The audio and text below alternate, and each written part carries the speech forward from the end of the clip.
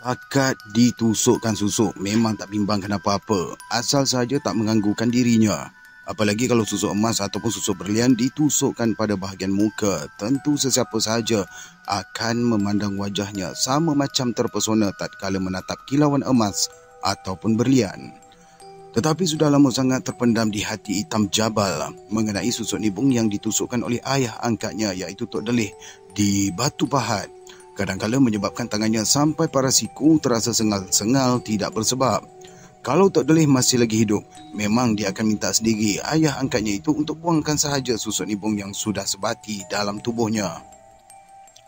Siapa pun tak akan percaya mengenai susuk nibung berkenaan ditusukkan di belikat belakangnya. Dalam masa negeri diganggu komunis, memang Hitam Jabal ni sendiri yang meminta ayah angkatnya untuk tusukkan susuk nibung berkenaan. Biarlah kawan-kawan yang lain mendesak Tok Delih untuk tusukkan susuk emas ataupun susuk belian. Namun Hitam Jabal ni sengaja memilih susuk nibung. Masa darurat tak semua kampung dikawal oleh pemerintah orang putih ketika itu. Bila-bila saja kampung yang terpencil berhampiran hutan mudah diganggu mereka. Sebab itulah Hitam Jabal ni sanggup ditusukkan susuk nibung berkenaan asal saja tidak diganggu oleh komunis yang menceroboh ke tengah kampung. Tahu sangatlah dia mengenai Tok Delih yang dikepung komunis rumahnya itu sampai santak pagi. Tetapi mereka ni tak dapat nak menyerbu masuk. Beberapa orang komunis yang cuba mendekati di ke tengah halaman terpaksa berenang laksana meranduk air yang berarus deras. Hitam Jabal sendiri terdengar jerit pakik komunis di luar rumah memberitahu yang rakan-rakan mereka yang menunggu jauh di sebalik belukar mengenai rumah Tok Delih dikelilingi air hingga melepasi kepala. Saya lihat Tok Delih hanya duduk di atas sejadah je, Ustaz,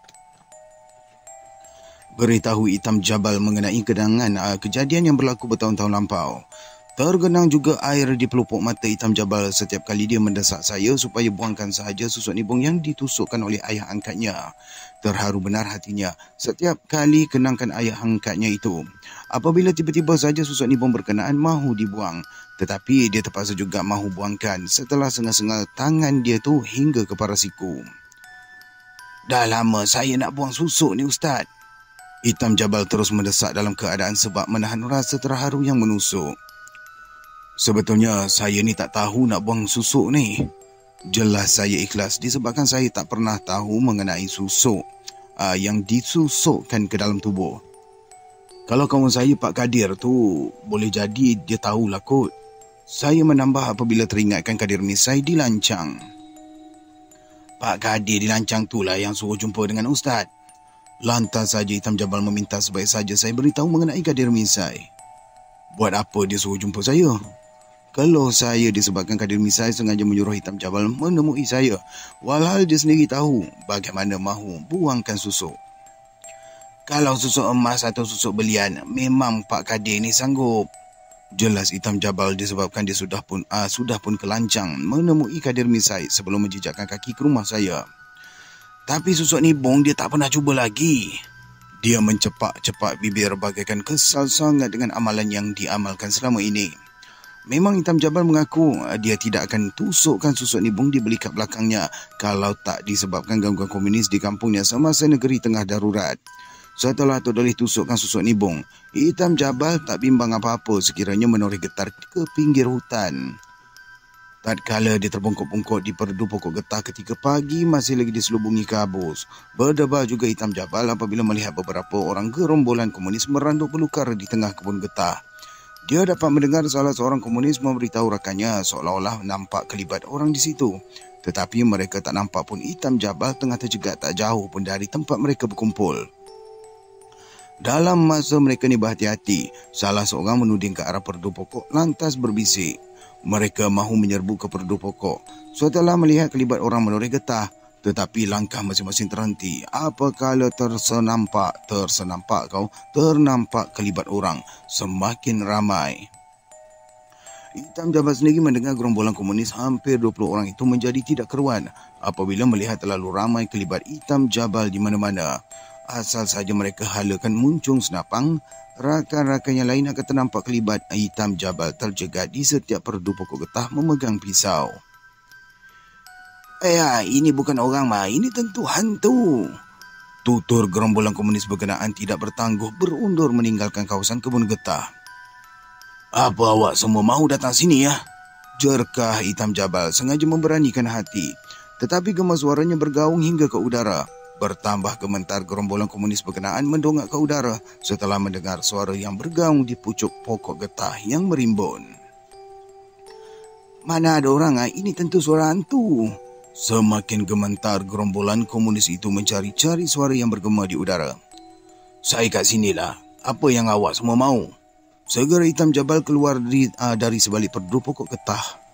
Tetapi gerombolan komunis terlangah-langah tidak menentu. Masing-masing menuding ke perdu pokok getah di merata tempat apabila melihat bayangan Hitam Jabal berdiri di mana-mana. Tak bertangguh, gerombolan komunis berkenaan bercempur lari meranduk belukar di tengah kebun getah.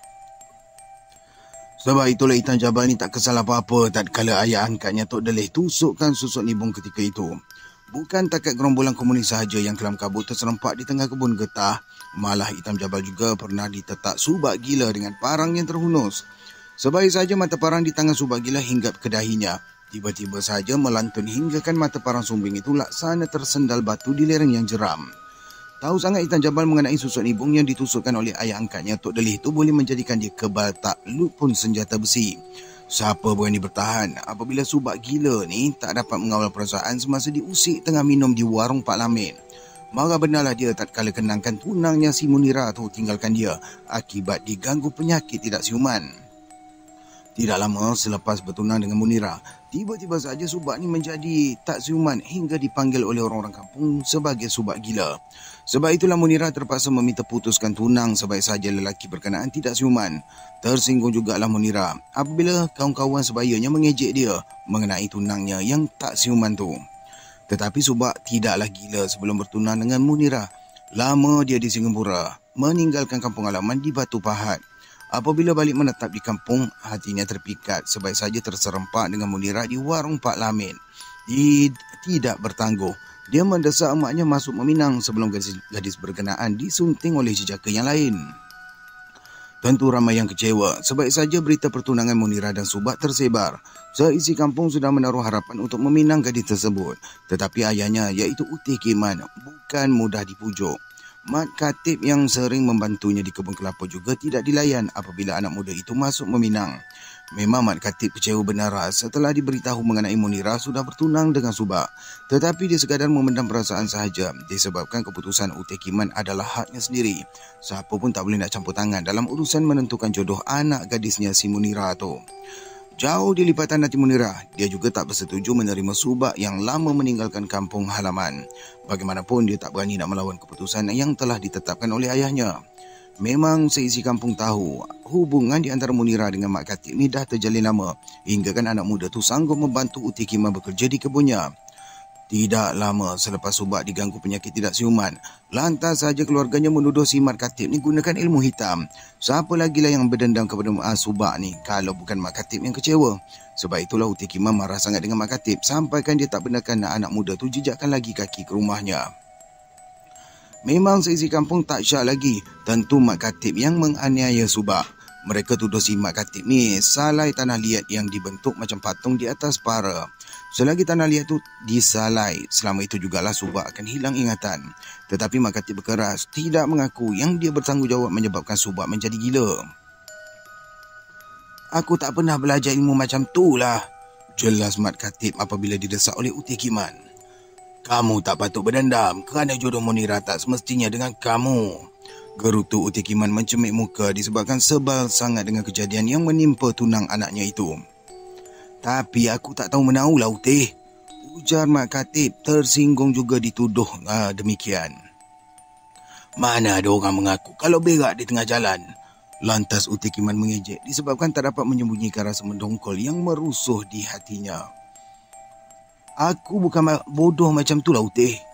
Marah benar Mat Katib disebabkan Utih Kiman tidak mahu menerima penjelasan dia. Dalam kampung ni bukan Munira raja anak dara lah. Lantas dia mencubit bibir mengejek Utih Kiman. Sekalipun hatinya tidak dapat melupakan Munira, tetapi sikap Utih Kiman ni benar-benar ditulis apa ni? Saya baca juga apa ditulis. Tetapi sikap Utih Kiman benar-benar nerivas gatu benata. Teruk dia punya typo ni. Sekejap saya fikir sekejap. Entahlah saya nak ubah macam mana. Dari Revenge Guard tu bertanta pula dah. Saya ubah yang sesuai lah Sekalipun hatinya tidak dapat melupakan Munirah, tetapi sikap Utekiman ni benar-benar tidak boleh diterima. Bolehlah tu. Biarlah dia tidak menatap wajah Munirah seumur hidupnya. Memang Mat Khatib takkan kesal apa-apa. Hatinya sudah rela melepaskan Munirah jauh-jauh dari kalbunya. Sebab itu Mat Khatib tinggalkan saja kampung halaman, terus berpindah ke Endau. Biarlah dia tidak jengah muka ke kampung halaman asal saja jiran-jiran tidak menuduhnya berterusan. Apalah gunanya dia menetap di kampung sekiranya mereka menuduh dia yang menyebabkan Subak ni jadi gila. Kalau Utekiman tak mahu menerima penjelasannya, tentu seisi kampung juga akan ikut sama mengesyaki dia. Apa sangatlah dengan Munirah, si gadis kampung yang diidamkannya boleh memaksa dia untuk mengamalkan ilmu hitam. Bila-bila dia boleh melupakan Munirah dari ingatannya, sebaik saja pinangannya ditolak oleh Utekiman. Sikit pun dia tak terkilan dengan keputusan Utekiman tu, kerana masih ramai lagi anak gadis di kampung yang boleh dilamar. Tetapi apabila menuduh dia menganiaya Subak dengan ilmu hitam setelah kecewa Munirah ni bertunang, samalah macam memijak kepalanya. Terhina benar Mat Khatib dengan tomahan orang-orang kampung semata-mata disebabkan Subak diganggu penyakit tidak siuman. Kalau seisi kampung sudah membencinya, bila-bila Mat Khatib boleh tinggalkan sahaja kampung halaman tu. Semenjak Mat Khatib meninggalkan kampung halaman, keadaan Subak tak juga berubah. Puas juga keluarganya membawa dia berubat menemui dukun sampai ke Terengganu. Namun penyakit Subak semakin pasang. Dia akan merayau-rayau di tengah kampung dengan rambut yang kusut dan pakaian yang kusam serta berbau hapak. Sebab itu Munirah tak mahu bertahan lama bertunang dengan lelaki yang sudah tak siuman lagi. Biarlah seisi kampung menuduh dia tidak bertimbang rasa apabila mendesak ayahnya supaya putuskan saja tali pertunangan dengan Subak. Dia tak akan menunggu sehingga Subak sembuh, semata-mata mahu pertahankan keputusan ayahnya menerima pertunangan itu. Dalam keadaan Subak merayau-rayau di tengah kampung, dia singgah juga di warung Pak Lamid. Kalau di usia anak-anak muda yang sebaya dengannya mengenai putus tunang dengan Munirah, dia akan sekadar tersengih-sengih saja. Sebab itulah rakan-rakan sebaya tak menduga yang Subak gila ni bertukar berang setelah diusik-usik di warung Pak Lamid. Tiba-tiba saja dia mencapai parang di belakang warung yang digunakan oleh Pak Lamid untuk menetap pisang, terus menerkam sesiapa sahaja yang melintas di hadapannya. Beberapa orang anak muda yang terjongkok di warung berkenaan tercedera juga adalah akibat disinggahi mata parang.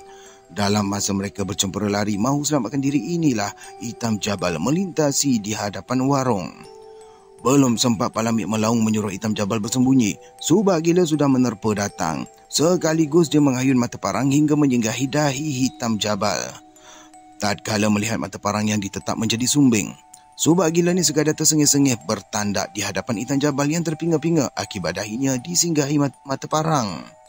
Memang terasa sakit jugalah dahi dia tu, walaupun kebal kan, selepas ditetap kuat dengan mata parang.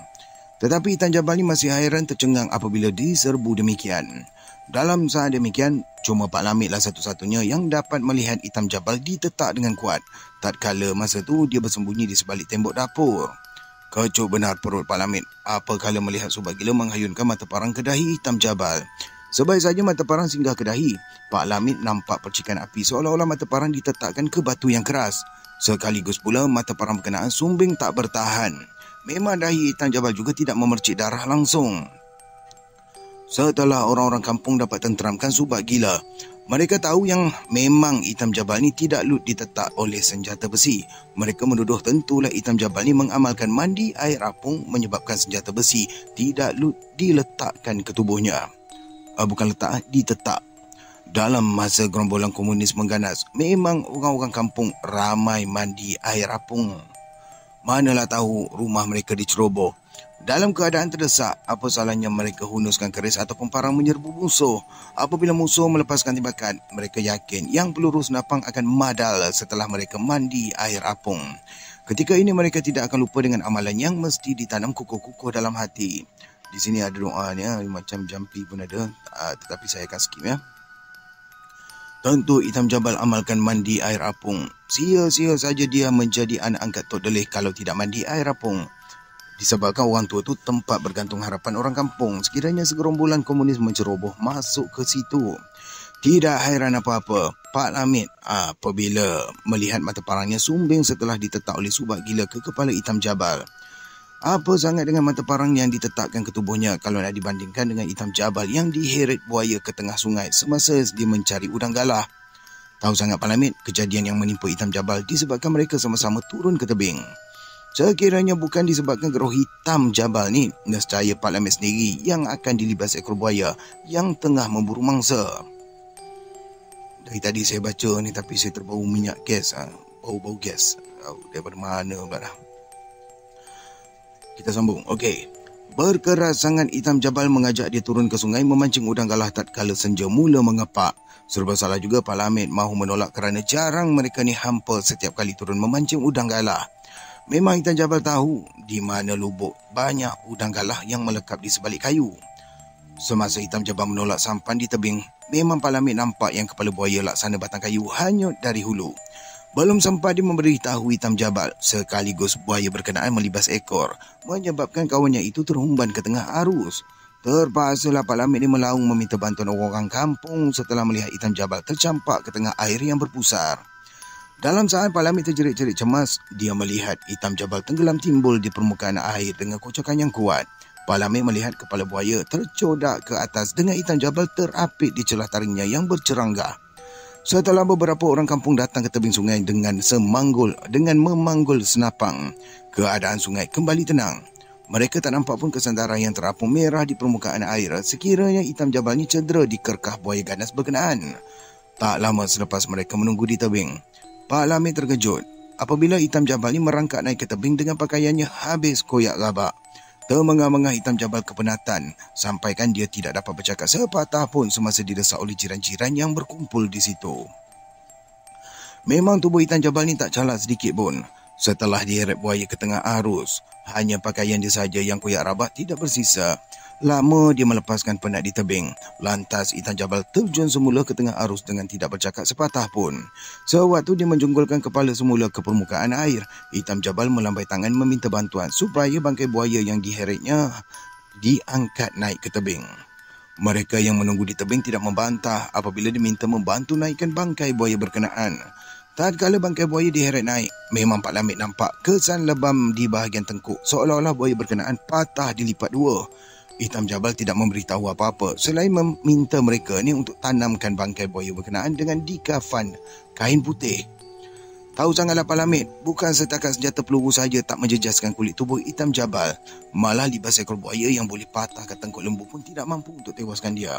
Sebab itu dia tidak berasa terkejut sangat apabila mata parangnya sumbing tatkala ditetapkan oleh subak gila kepada kepala hitam jabal itu. Tetapi Tok Delih sekadar tersenyum sahaja apabila diberitahu mengenai anak angkatnya dilibas buaya di tebing sungai. Apalagi ditetak dahinya dengan parang oleh subak gila, menyebabkan lelaki tidak siuman itu bertandak-tandak tidak menentu. Terpaksa pula hitam jabal memujuknya biar subak gila ni kembali bertenang. Nampaknya hitam jabal tu sama juga macam Tok Delih. Sengaja Pak Lamid mengusik Tok Delih setelah diberitahu mengenai kejadian subak gila mengamuk di tengah kampung. Dia muda lagi, tak sama dengan aku yang dah tua. Tersengih-sengih Tok Delih mengingatkan Pak Lamid mengenai perbezaan umur mereka berdua. Ini bukan pasal tua atau muda lah Tok Delih, sahut Pak Lamid tersenyum dengan jawapan Tok Delih itu. Tapi pengalaman hitam jabal memang saya kagum. Jelasnya tetap dapat membayangkan bagaimana hitam jabal diheret buaya ke tengah air. Kalau sabar beramal, awak pun boleh, ujar Tok Delih memberi perangsang kepada lelaki berkenaan. Huish, saya ni tak sanggup nak ikut hitam jabal tu. Gementar juga Pak Lamid apabila kenangkan hitam jabal berhadapan dengan buaya ganas di tengah arus. Kalau tak sanggup, habis ikhtiar lah. Lantas Tok Delih ketawa semacam mengejek Pak Lamid yang terconggok di hadapannya tidak berkedip mata. Bukan semua orang boleh jadi macam hitam jabal ataupun Tok Delih. Pak Lamid mengakui yang dia memang tak mampu mengamalkan amalan demikian. Manalah dia sanggup berpuasa 5 hari seminggu seperti diamalkan oleh Tok Delih. Kemudian bangun sewaktu fajar menunggu embun gugur di hujung daun. Tok Delih akan mandi dan berwuduk menggunakan embun yang banyak bertakung di daun. Sepanjang tempoh berpuasa juga, Tok Delih sekadar minum air embun di hujung daun dengan ditadah sampai tertengah ke dalam jak. Sekalipun hitam jabal tidak beritahu mengenai amalan tersebut, tetapi Pak Lamid tahu memang Tok Delih tetap mengamalkan demikian. Tahu sangatlah Pak Lamid mengenai ayahnya juga sama mengamalkan dengan Tok Doleh mandi embun setiap pagi. Sebab itu Pak Lamid tidak sanggup mengamalkan mandi embun sekiranya dia mahu mewarisi amalan ayahnya yang telah pun lama meninggal dunia. Kerap kali jugalah Tok Doleh memuji-muji ayahnya apabila kenangkan persahabatan masa lampau mereka. Tetapi Pak Lamid ini tak peduli sangat pasal pengalaman ayahnya disebabkan bukan semua orang sanggup untuk melakukan. Siapa mau percaya? Kalau Allah, maafkan tersedak Pak. Baik, kita teruskan. Siapa yang mau percaya kalau dia beritahu mengenai hitam jabal dilibas ekor buaya hingga terhumban ke tengah arus sungai. Kemudian hitam jabal bergelut sebelum dapat melipatkan tengkuk buaya berkenaan sampai terpukau habis. Hitam jabal sendiri yang mengheret bangkai buaya yang dilipatkan tengkuknya itu naik ke tebing. Dia meminta bantuan orang-orang kampung tanamkan bangkai buaya itu sama macam mayat manusia yang dikapankan dengan kain putih. Sebab itu Pak Lamid dapat mengagak yang ayahnya diheret buaya juga mengalami kejadian yang sama dengan hitam jabal. Tetapi dia tak tahu apa-apa pun mengenai nasib yang menimpa ayahnya disebabkan dia masih lagi kecil semasa ayahnya dilibas ekor buaya. Sebaik saja tercampak ke tengah arus, tidak bertangguh, buaya ganas menyambar pinggang ayahnya iaitu Siak Abdurrahman. Setelah diberitahu mengenai Siak Abdurrahman disambar buaya, mereka seisi kampung segera menyerbu ke sungai. Tok Doleh juga diberitahu mengenai kejadian yang menimpa kawannya itu. Tetapi Tok Doleh tidak bimbang setelah orang-orang kampung mendesaknya supaya membantu. Perkara buaya mengganas tak penting sangat pada Tok Doleh, tetapi dia percaya yang kawannya itu tetap selamat sekiranya disambar buaya. Sampai santap malam mereka menunggu di tebing sungai. Tak seorang pun melihat kelibat buaya menjonggol di permukaan air.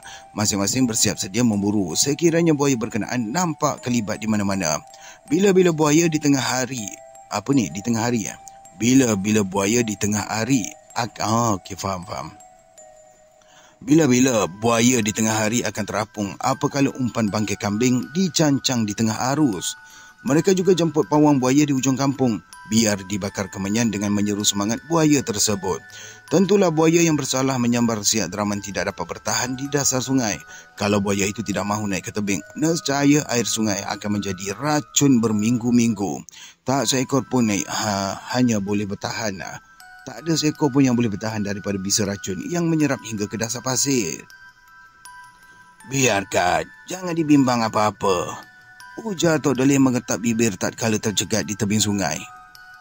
Siak Abdurrahman tetap selamat, insya-Allah.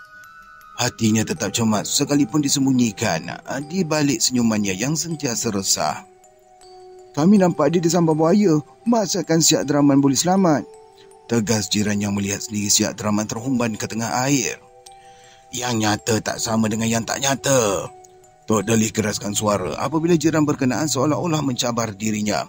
Memang sukar dia mahu memberitahu kepada mereka yang berceratut di tebing mengenai Siak Abdurrahman menyusup di bawah bangkar kayu di tengah dasar sungai. Tok Doleh dapat melihat bayang kelibat Siak Abdurrahman terkial-kial di bawah bangkar kayu, menyimbah tanah di atas kepala dengan air di bawah. Apabila kepala buaya menjengah di situ, cepat-cepat Siak Abdurrahman matikan diri. Biarlah buaya berkenaan menyangka yang Siak Abdurrahman sudah tidak bernyawa, terdampar di bawah bangkar kayu tersebut. Tahu sangatlah Siak Abdurrahman, buaya tak akan membahas mangsa selagi tubuh tidak reput. Setelah tubuh mangsa reput, barulah buaya mahu mengerkah sampai tidak bersisa. Disebabkan tubuh Siak Abdurrahman tidak reput, buaya yang menjengah kepala akan berundur ke tengah arus. Dia tidak akan menjonggol kepala ke permukaan air setelah orang-orang kampung menunggu di tebing sungai. Nescaya tembakan senapang akan mengerutuk menyinggahi kepala sekiranya dia gagalkan diri untuk naik ke permukaan air. Tatkala pawang buaya membakar kemenyan menyeru semangat buaya supaya timbul ke permukaan air, Tok Doleh sekadar mengentak-entakkan tumit saja ke tanah. Dia berjalan 7 kali, berulang-alik mundar dan mandir, kemudian mengisar tumitnya rapat ke tanah. Dia tersenyum mengerling tunggul kayu berpulau di tengah sungai, lantas menuding jarinya ke situ. Apabila 3 kali pawang buaya... pawang buaya ni buat 3 kali. Apabila 3 kali pawang buaya melontarkan tanah yang dikepal dengan tangannya ke tengah arus, dia mengeluh pendek disebabkan buaya yang diseru tidak juga menjonggolkan kepala. Kecewa jugalah dia seolah-olah Tok Doleh yang terjegat di sisinya sengaja mahu mengganggu. Tetapi dia tak berani mahu mendesak orang tua itu berundur selagi buaya yang menyambar Siak Abdurrahman dapat diperangkap. Jangan-jangan kita dah melanggar pantang. Gerutu pawang buaya setelah puas menunggu di tebing sungai. Tidak pernah dia gagal sekiranya sudah membakar kemenyan apabila diberitahu mengenai mangsa disambar buaya. Asal saja tanah yang dikepal dilontar ke tengah arus, tidak bertangguh akan disambar oleh buaya yang bersalah sebelum tanah tersebut cecah ke air. Sebaik saja disambar, nescaya buaya berkenaan akan merangkak naik ke tebing, menyerahkan dirinya supaya dibunuh. Buaya berkenaan tidak akan melawan apa-apa apabila ditembak hinggakan tengkorak kepalanya berkecai. "Jangan sebut pasal pantang larang," ujar Tok Delih mengingatkan pawang buaya supaya tidak menuduh dirinya. Dia dapat mengagak, tentulah pawang buaya menuduh dirinya menjadi punca buaya ganas tidak menjonggolkan kepala di permukaan air. Dengan tidak menghiraukan pawang buaya merungut-rungut tidak berpuas hati, Tok Delih memusarkan tumit ke tanah. Dia merenung tunggul kayu berpulau di tengah sungai dengan tidak berkedip mata. Tatkala dia mengisarkan dua tapak tangannya, Tok Delih perlahan-lahan membacakan. Di sini ada bacaan dia ya. Saya akan skip. Apabila dia menuding ke arah kepalan tanah yang dilontarkan pawang buaya ke tengah sungai, Tok Delih melihat kelibat buaya ganas bergerak jauh meninggalkan tunggul kayu berpulau di tengah air. Tersenyumlah pawang buaya berkenaan setelah menyedari yang Tok Delih sengaja mengalihkan buaya berkenaan mengejar kepalan tanah yang dilontarkannya dari tebing. Sebaik saja buaya ganas jauh dari tunggul kayu berpulau, sekaligus Siak Drama menyimbah tanah menyeliputi tunggul kayu hingga kan dapat menebuk lubang ke atas. Cepat-cepat pula dia menjonggolkan kepala di celah tunggul berpulau itu, melambai-lambai tangan ke arah jiran-jiran yang menunggu di tebing. Setelah Siak Drama naik ke atas tunggul berpulau di tengah arus itu, Tok Delih memberi isyarat supaya mereka semua selamatkanlah Siak Draman. Tetapi tak ada seorang pun yang sanggup mendayung sampan ke tengah arus membawa Siak Draman balik semula ke tebing. Mereka ni bimbang sekiranya kepala ganas menjongol kepala melibas mangsa yang lain.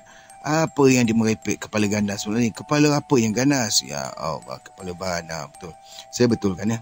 Mereka bimbang sekiranya buaya ganas, kepala buaya ganas ni menjongol kepala melibas mangsa yang lain. Macam biasa guys, Tok Awang ni dia punya typo kadang boleh tahan. Mana yang saya sempat perbetulkan, saya akan perbetulkan. Okey. Tetapi pawang buaya segera mencapai pelepah rembia, lantas dihambatkan ke permukaan air sebanyak 3 kali. Kemudian dia menyuruh beberapa orang jiran dayungkan sampan ke tengah arus. Dia sendiri berdiri di hadapan memegang pelepah rembia berkenaan hingga sampai ke tunggul kayu berpulau berkenaan. Tatkala Siak Drama naik ke atas sampan untuk dibawa balik ke tebing, mereka yang mendayung sampan terkejut melihat kepala buaya terjonggol di belakang. Tidak bertangguh, pawang buaya mengetuk kepala buaya tersebut dengan pelepah rembia. 3 kali diketuknya kepala buaya berkenaan, perlahan-lahan binatang itu sondolkan kepalanya menolak sampan itu hingga sampai ke tebing. "Kali ini aku maafkan, lain kali aku akan bunuh kamu," bentak pawang buaya memukul kuat kepala binatang itu setelah mereka yang di dalam sampan selamat naik ke tebing. Setelah kepalanya diketuk dengan pelepah rembia, buaya berkenaan tenggelam ke dasar sungai. Tak siapa pun tahu bagaimana Siak Draman ditolak masuk ke bawah bangkar tunggul kayu di tengah arus setelah disambar oleh buaya ganas. Tetapi Tok Delih tahu tubuh Siak Draman tidak cedera apa-apa, sebaik saja dilibas ekor buaya laksana besi yang bergerigi. Sebaik saja tubuh Siak Draman terhumban ke tengah air, tidak bertangguh buaya itu menyambar. Tubuh Siak Draman tersangkut di celah taringnya yang berceranggah, kemudian dibenamkan ke dasar sungai. Setelah buaya berkenaan menyangka yang mangsanya sudah mati, dia akan menjulang tinggi ke permukaan air seolah-olah berbangga dapat menewaskan mangsanya. Sudah menjadi tabiat buaya tersebut tidak akan mengerkah mangsa selagi tubuhnya tidak reput hancur. Sebab itu dia sekadar menjengah kepala sahaja ke bawah tunggul tersebut, mahu memastikan yang mangsanya berubah menjadi reput. Tetapi Siak Draman tak mati, sekalipun dikerkah buaya ganas dengan dibenam hingga ke dasar sungai. Memang Palamin tahu arwah ayahnya sekadar mampu bertahan setelah dilibas ekor buaya keras bergerigi laksana besi. Tetapi tak sama dengan Itan Jabal yang kuat bertenaga. Apabila dapat berkuat, sebaik sahaja kakinya jejak ke dasar sungai, tidak bertangguh lagi. Itan Jabal lipatkan badan buaya bagaikan mematah akar yang melintang. Sudah tentulah tulang belulang buaya itu remuk tatkala dilipat dua oleh Itan Jabal. Tenaga Itan Jabal bertukar menjadi gagah dalam saat dia menjadi marah memberang apabila keadaan yang mendesak. Bukan takat buaya ganas sahaja yang lembik tidak bermaya dilipat macam daun sirih dicekak dengan tangan tatkala di tengah marah. Pokok-pokok besar di tengah hutan pun akan tumbang dibantun dengan jarinya sahaja. Tetapi Hitam Jabal ni tak mengaku yang dia makalkan hantu raya, menyebabkan tenaganya gagah dalam saat marah memberang. Kalau hantu raya, tak perlulah dia memberang marah. Bila-bila sahaja boleh gagah, sebaik saja diseru hantu raya untuk mendampinginya. Siapa sahaja yang mengamalkan hantu raya, nescaya mudah saja memikul pokok saguram dia sebatang tu secara tegak. Tahu sangat Tok Delih mengenai anak angkatnya si Hitam Jabal tu bukan mengamalkan hantu raya. Kerap kali dia ingatkan Hitam Jabal, amalan hantu raya ni tak pernah memberi manfaat apa-apa. Bila-bila isteri di rumah akan diganggu hantu raya sebaik saja menjelma sama seperti diri sendiri. Saat mati juga belum tentu sempurna selagi hantu tu masih lagi terconggok mendampingi di sisi. Tok Delih sendiri tidak benarkan Hitam Jabal mengamalkan amalan itu. Kalau sekadar mahu tenaga menjadi gagah, sebab itu dia tusukkan susuk nibung pada tulang belikat Hitam Jabal, biar anak angkatnya sama macam rumpun nibung di tengah belukar. Kulit keras nibung tidak akan lut ditetak dengan parang digilir tajam. Apalagi durinya yang berceranggah menyebabkan musuh tak boleh nak bersandar untuk rapatkan kulit. Susuk nibung ni sekadar zahir sahaja, Jabal, ujar Tok Delih selepas dia tusukkan susuk berkenaan pada bahagian tulang belikat. Bukan susuk nibung tu yang kebal. Dia mengingatkan anak angkatnya mengenai petua setelah susuk nibung ditusukkan ke dalam tubuh. Kebal pun boleh tewas kalau dibenam musuh ke dalam air. Sengaja Hitam Jabal mengusir ayah angkatnya. Kuat lawannya lemah, keras lawannya lembut. Kau mesti faham. Keras suara Tok Delih mencubit bibir apabila anak angkatnya seolah-olah tak faham dengan apa yang dimaksudkan perkara zahir dan batin itu. Saya tahu, ayah. Hidup lawannya mati. Sahut Hitam Jabal menyedari sekebal-kebal pun seseorang itu. Apabila tiba ajal, tak seorang pun dapat mendahulukan ataupun menangguhkannya. Kebal bukan untuk mengelakkan daripada mati. Tok Delih mengingatkan anak angkatnya yang tersengih-sengih tak menentu. Memang Tok Delih tahu dalam saat demikian, sesiapa sahaja sama macam Hitam Jabal akan menganggap amalan kebal boleh selamatkan mereka daripada menemui ajal. Sebab itu Tok Delih mengingatkan dia, amalan kebal semata-mata hanya untuk pertahankan diri. Kalau musuh sengaja mahu menganiaya, nescaya dia akan dapat bertahan. Sebab itulah seisi kampung tahu mengenai Tok Delih dikepung tentera Jepun mendesaknya supaya membongkok. Sampai bila pun Tok Delih tetap berkeras tidak mahu membongkok di hadapan tentera Jepun. Dalam keadaan marah, tentera Jepun mahu menampannya. Tetapi tiba-tiba sahaja, tangan tentera Jepun itu keras kaku tidak boleh bergerak. Apalagi dalam masa gerombolan komunis mengganggu kampung. Memang beberapa kali mereka mahu menangkap Tok Delih. Mereka sekadar menyangka yang Tok Delih mampu bertahan disebabkan kebal tidak ditusukkan senjata. Tetapi Tok Delih bukan setakat kebal semata-mata. Kadang-kadang musuh keliru, sekalipun berselisih bahu semasa bertembung di tengah jalan. Tatkala gerombolan komunis sudah berjaya mengepung rumahnya, mereka sekadar berkeliling saja tidak dapat menyerbu. Saat ini keluarga Tok Delih memang bersembunyi di rumah, sedangkan gerombolan komunis itu terserempak dengan Tok Delih semasa menyerbu ke situ. Sebab itulah Tok Delih tusukkan juga susuk nibung pada tulang belikat Hitam Jabal. Bimbang juga dia sekiranya gerombolan komunis akan membalas dendam tak peduli sesiapa sahaja keluarganya. Tentu Hitam Jabal dalam bahaya kalau tidak diberi petua amalannya. Memang saya ada amalkan susuk nibung tu, Ustaz. Tersengih-sengih Hitam Jabal memberitahu apabila kenangkan kejadian diserbu gerombolan komunis. Terpinga-pinga dia tatkala dikepung lebih daripada 20 orang gerombolan komunis yang bengis dengan senjata yang tersegam di tangan. Hujung bayonet pada senapan ditujah-tujah ke dada Hitam Jabal. Mereka berdendam disebabkan Hitam Jabal ni salah seorang daripada keluarga Tok Delih. Dan ketika inilah Hitam Jabal menjadi berang tidak menentu. Sekaligus dia mencekak salah seorang komunis yang tercegat di hadapannya bagaikan cekak tengkuk anak ayam yang baru keluar menetas. Terkia-kia lelaki Cina yang dicekak tengkuk itu hingga terangkat ke udara dengan kakinya terkatung-katung tidak jejakkan ke bumi. Sebaik saja tengkuk lawannya dicekak Hitam Jabal, semua lebih 20 orang anggota gerombolan komunis itu mendongak ke udara. Mereka menunjuk-nunjuk ke pucuk-pucuk kelapa di tengah kampung. Masing-masing gemetar apabila melihat Hitam Jabal tercegat setinggi pokok kelapa mencekak tengkuk kawan mereka. Mereka mula mengacukan muncung senapan ke udara, lantas melepaskan tembakan yang menggerutu. Setelah puas menembak, mereka tercengang-cengang merungut kerana menyangka Hitam Jabal sama macam raksasa yang mahu menangkap mereka.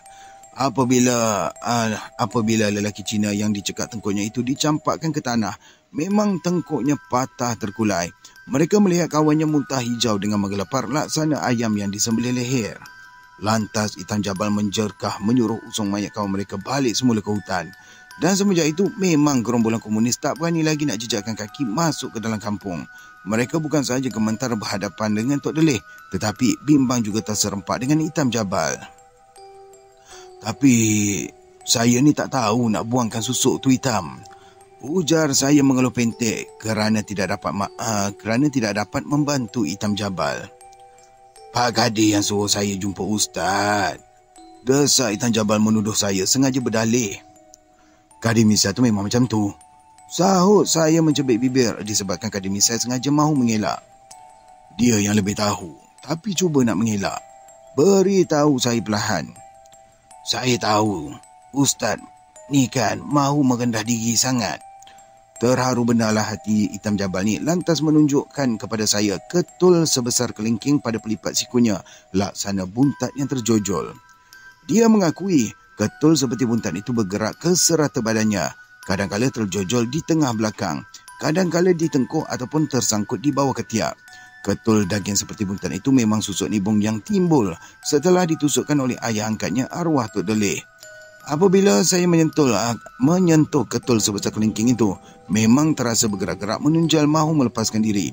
Apabila ketul daging itu hilang, Hitam Jabal mengeliak-ngeliak menahan kesakitan. Berulang kali saya mengusap pelipat siku Hitam Jabal, tetapi ketul daging itu tidak timbul juga. Lantas saya bacakanlah perlahan. Di sini ada doanya tetapi saya akan skip ya. Lama tangan saya memegang pelipat sikunya. Tiba-tiba Hitam Jabal mengadu yang dia mengalami sesak nafas.